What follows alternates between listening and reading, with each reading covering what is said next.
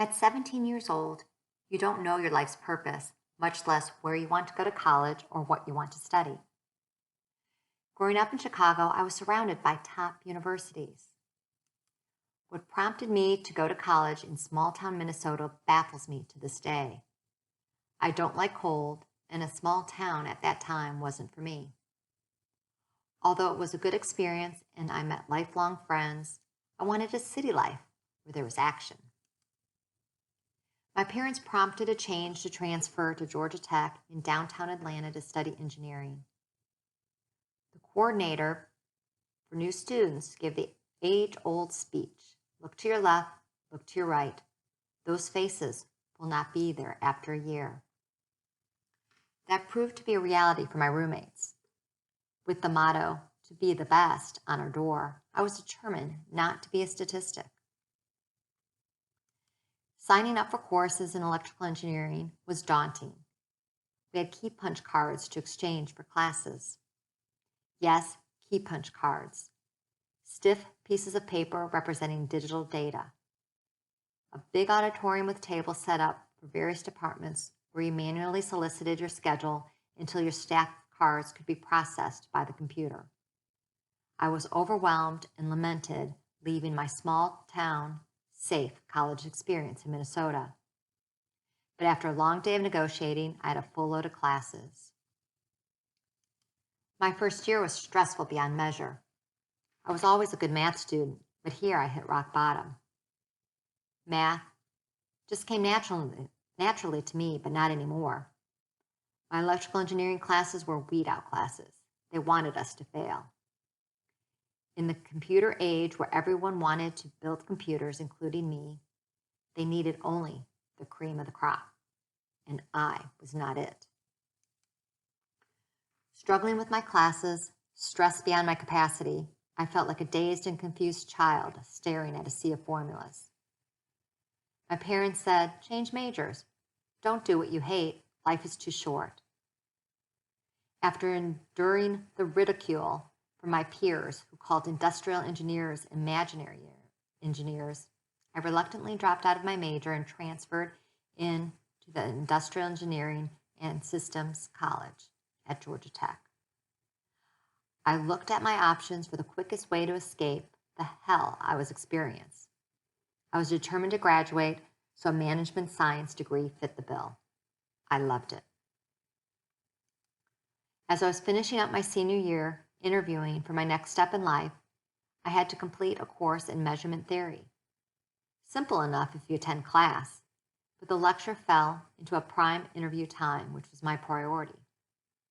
After missing several sessions, I was desperate to get what tech called word or old tests. As I entered the library, I noticed an unfamiliar face, but a student had the prized word for tomorrow's test. I introduced myself, asking if I could study with him. Tom was now my new study buddy. He agreed to give me the information for the test, which I aced. Our first encounter, however, was not smooth. Parking was a challenge at Tech, and he needed a ride to get back to his car on the opposite side of campus. I agreed, unknowing that I'd left my lights on, causing my car's battery to die. After hours of pushing the car and getting jumper cables, we got to know each other. Tom grew up in Cleveland. He never was a good student, but an excellent athlete.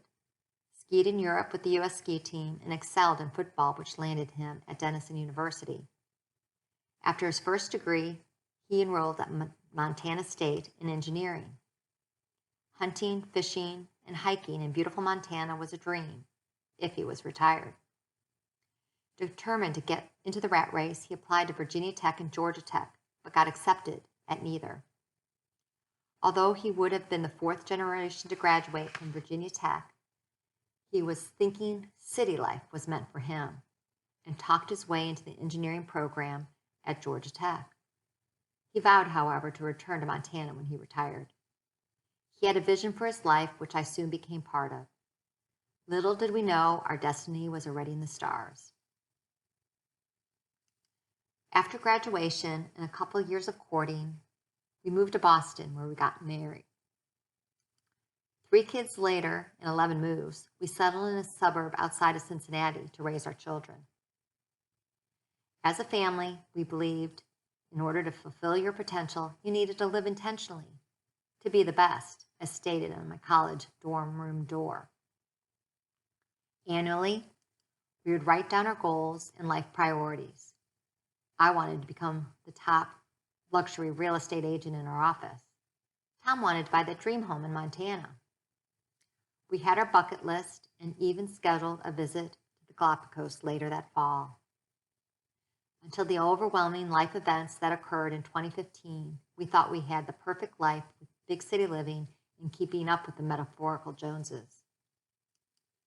But my father-in-law died in January, then my mom suddenly died in April, just weeks before her 2 grandchildren, our boys, were graduating from college. On a tearful Mother's Day, my mom's favorite day, we watched our son receive his diploma.